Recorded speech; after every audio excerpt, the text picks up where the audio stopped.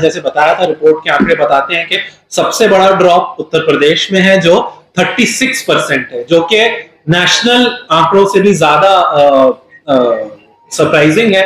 36% का ड्रॉप यानी 1/3 से भी ज्यादा स्टूडेंट्स जो हायर एजुकेशन में जाते उससे कम हो गए हैं। दूसरा बड़ा ड्रॉप जम्मू एंड कश्मीर में है 26%। ये भी सिग्निफिकेंट है क्योंकि आप लोगों को पता है कि 2019 में जम्मू कश्मीर में एक बड़ा चेंज आया था कॉन्स्टिट्यूशनल। 26%। हायर एजुकेशन सर्वे की हिस्ट्री में पहली बार किसी एक कम्युनिटी के इनरोलमेंट परसेंटेज में इतना बड़ा ड्रॉप देखने को मिला। महाराष्ट्र में 8.5%, तमिलनाडु में 8.1% और दिल्ली में भी 8% के ही करीब का आंकड़ा है। बाकी ये मेजर स्टेट्स हैं। बाकी हिंदुस्तान के सारे स्टेट्स में जहां बड़ी पॉपुलेशन नहीं है, मसलन गुजरात हुआ या जहां पे के मुसलमानों की बहुत बड़ी पॉपुलेशन नहीं है, वहां पे भी आपको 6.1% का ड्रॉप मिलेगा। उसी तरह से बिहार, कर्नाटका, दो स्टेट जहां पे कुछ रीजन्स में मुस्लिम पॉपुलेशन बहुत कॉन्सेंट्रेटेड है, उसके बावजूद बिहार में 5.7% और कर्नाटका में 3.7%। वैसे ये आंकड़े आपको डिटेल में आप अगर All India Survey of Higher Education की रिपोर्ट देखेंगे तो आपको मिल जाएंगे। और अगर आप लोग चाहते हैं हायर एजुकेशन की रिपोर्ट में आए हैं, ये मामूली आंकड़े नहीं हैं, these are not ordinary numbers, these are not usual numbers, बल्कि जितने भी एनालिस्ट हैं, जितने भी स्पेशलिस्ट हैं, सबका ये कहना है कि हमारे हायर एजुकेशन सर्वे की हिस्ट्री में पहली बार किसी एक कम्युनिटी के इनरोलमेंट परसेंटेज में इतना बड़ा ड्रॉप देखने को मिला है। ये अनप्रेसिडेंटेड है। और ईमानदारी की बात यह है कि इसके एग्जैक्ट कारण क्या है उसका एक्सप्लेनेशन किसी के पास भी नहीं है।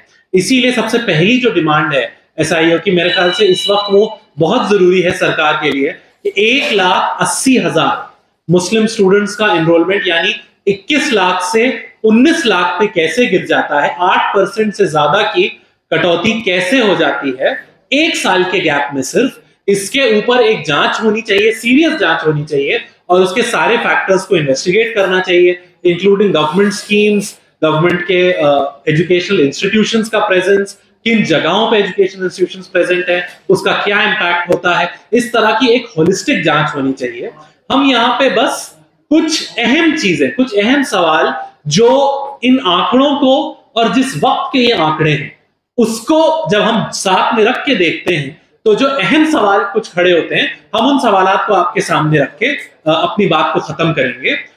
जैसा कि निवेदिता मैम ने हमसे पहले भी कहा कि ये पिछले 7-8 सालों में, बल्कि पिछले 9 सालों में इस मुल्क में जिस तरह से माहौल तब्दील हुआ है उससे इन आंकड़ों को काट करके नहीं देखा जा सकता। सबसे बात सिर्फ इसकी नहीं है कि हर तीसरे दिन में तकरीबन हिंदुस्तान में रिलीजियस माइनॉरिटीज के अगेंस्ट कम से कम एक हेट क्राइम या हेट स्पीच का इंसिडेंट होता है। बात सिर्फ इसकी भी नहीं है कि जो बड़े बड़े इंस्टेंसेस हुए हैं मॉब लिंचिंग के, वायलेंस के, पब्लिकली स्टेट पॉलिसी के जरिए से मुस्लिम ट्रेडर्स को रिस्ट्रिक्ट करने के, या जिस तरह से भी उत्तराखंड में एक शहर में मुसलमानों को घर और दुकान खाली करने के लिए पोस्टर के जरिए से और पंचायतों के जरिए से उनको डराया धमकाया जा रहा है और इस पे सरकार कोई एक्शन नहीं ले रही। मसला ये है कि ये सारी चीजें हो रही हैं और इनको पब्लिकली किया जा रहा है, और जो लोग इनको कर रहे हैं, चाहे वो धर्म संसद ऑर्गेनाइज करने वाले लोग हों, चाहे वो रैली में खड़े होके लोगों को गोली मारने पे उकसाने वाले लोग हों, ऐसे सारे लोगों को अपने करियर में एडवांसमेंट भी मिल रहा है, पॉलिटिकल बेनिफिट भी मिल रहा है, प्रमोशंस भी मिल रहे हैं। इस वक्त हिंदुस्तान में अपना पॉलिटिकल करियर अगर आपको एडवांस करना है तो उसका सबसे आसान तरीका है कि आप मुसलमानों को टारगेट करके एक भड़काऊ भाषण दे दें, मुसलमानों को टारगेट करते हुए आप कुछ एक्टिविटी कर दें। सबसे आसान तरीका है पॉलिटिकल करियर को एडवांस करने का। और ये जो सोशल और पॉलिटिकल इंसेंटिव मिला है मुसलमानों के खिलाफ नफरत फैलाने को, यकीनन हमने पर्सनली फील किया है, अपने घरों में, अपने मोहल्लों में, अपने ड्राइंग रूम्स में हमने फील किया है कि इससे इनसिक्योरिटी बढ़ी है लोगों की। और इनसिक्योरिटी इस लेवल पे कि पब्लिक ट्रांसपोर्ट में चलते हुए अपना नाम बताने से हिचकना, अपने आइडेंटिटी के सिंबल्स को रिवील करने से हिचकिचाना, जो लोग सालों से मिक्स्ड लोकेलिटी में खुशी खुशी साथ रहते रहे हैं वो ये फैसला कर रहे हैं कि वो मुस्लिम मेजॉरिटी एरिया मोहल्लों में आके रहेंगे शहर के। ये ओवरऑल ट्रेंड है जो हम कुछ चीजें आंकड़ों में और कुछ चीजें अपने पर्सनल एक्सपीरियंस में देखते आए हैं। ये जो हायर एजुकेशन के आंकड़े आए हैं, ये पहला मेजर इंडिकेशन है कि इस इनसिक्योरिटी की फीलिंग के, ये जो असुरक्षा महसूस हो रही है मुसलमानों को, उसके कुछ टैंजिबल इफेक्ट्स हैं, कुछ ऐसे असरात हैं जो आंकड़ों की नजर में भी देखने को मिल रहे हैं। क्योंकि याद रखिए ये आंकड़े 2020-21 के हैं। ये वो वक्त है जब ना सिर्फ कोविड फैला था बल्कि उससे पहले एक सीए मूवमेंट चला था। कोविड के रिस्ट्रिक्शंस की वजह से मूवमेंट सड़कों से वापस हुआ था। उसके बाद बड़ी तादाद में गिरफ्तारियां शुरू हुई, जिसमें टारगेट करके कई जगहों पे मुस्लिम स्टूडेंट्स को भी गिरफ्तार किया गया। साथ ही में उसी वक्त तबलीगी जमात के नाम पर पे एक प्रोपेगेंडा फैलाया गया। उस प्रोपेगेंडा के नतीजे में आप लोगों को याद होगा कई जगहों पे मुस्लिम विरोधी हेट स्पीच और इंसिडेंट्स होने लगे थे।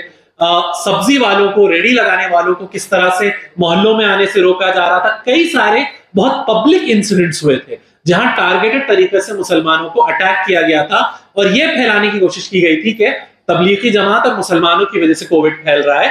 यह अलग बात है कि एक साल बाद दिल्ली हाई कोर्ट ने और दीगर कोर्ट्स ने इसको पूरी तरह रबिश बता दिया और कई सारे मतलब आपके पास कई सारे अब आंकड़े हैं, ऑफिशियल सोर्सेज हैं जो ये कह रहे हैं कि तबलीगी जमात का और कोविड का कोई लिंक नहीं था। लेकिन उस वक्त ये एक प्रोपेगेंडा फैलाया गया था मार्च अप्रैल मई में। ये वही महीने होते हैं जब हायर एजुकेशन में एनरोलमेंट का भी वक्त होता है।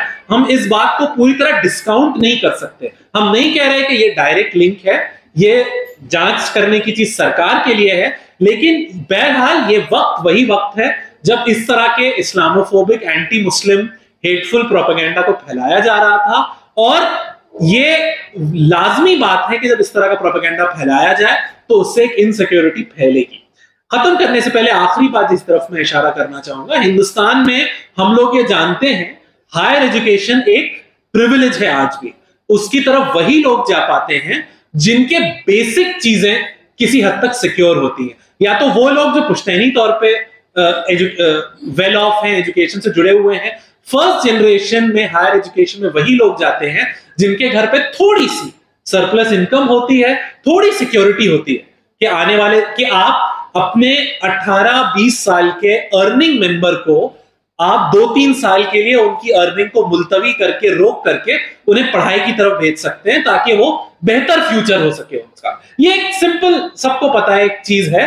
ये जब वो सिक्योरिटी इंपैक्ट होती है, जरूरी नहीं है कि सिर्फ इनकम का सरप्लस खत्म हो। जब आप इस बात को लेके इनसिक्योर हो जाएं कि मैं अपने शहर से 300 किलोमीटर दूर किसी शहर में अपने बच्चे को भेज सकती हूं, क्या मेरी बेटी, मेरा बेटा जाकर के सिक्योरली 400, 200, 100 किलोमीटर दूर जाके अनजान शहर में सेफली पढ़ सकते हैं। जब ये इनसिक्योरिटी पैदा हो जाती है तो जाहिर सी बात है हायर एजुकेशन में एनरोलमेंट कम होगा ही। जब आपके शहरों में यूनिवर्सिटीज नहीं होंगी, आपको स्टेट कैपिटल्स और नेशनल कैपिटल्स में लोगों को भेजना पड़ेगा पढ़ने के लिए, तो बहुत तरह के सिक्योरिटी और बहुत तरह के अदर फैक्टर्स इनकम के अलावा इंपॉर्टेंट हो जाते हैं। और हमें ऐसा लगता है कि ये जो आंकड़े आए हैं All India Survey of Higher Education के, वो ये बता रहे हैं कि इनकम से हट के भी बहुत सारे जो दीगर फैक्टर्स हैं जिसकी वजह से मुसलमानों के बीच में इनसिक्योरिटी बढ़ रही है, उनका एक टैंजिबल इफेक्ट हो रहा है। बहरहाल हम खत्म इसी बात से करना चाहेंगे कि इसके ऊपर एक प्रॉपर जांच होनी चाहिए कि ऐसा ड्रास्टिक डिक्लाइन कैसे आया है एक ही साल में। और साथ ही में एसआईओ का जो डिटेल प्रोग्राम है जिसमें वो कम्युनिटी से एंगेज करके एजुकेशन के लिए इंकरेज करने की कोशिश करेंगे लोगों को,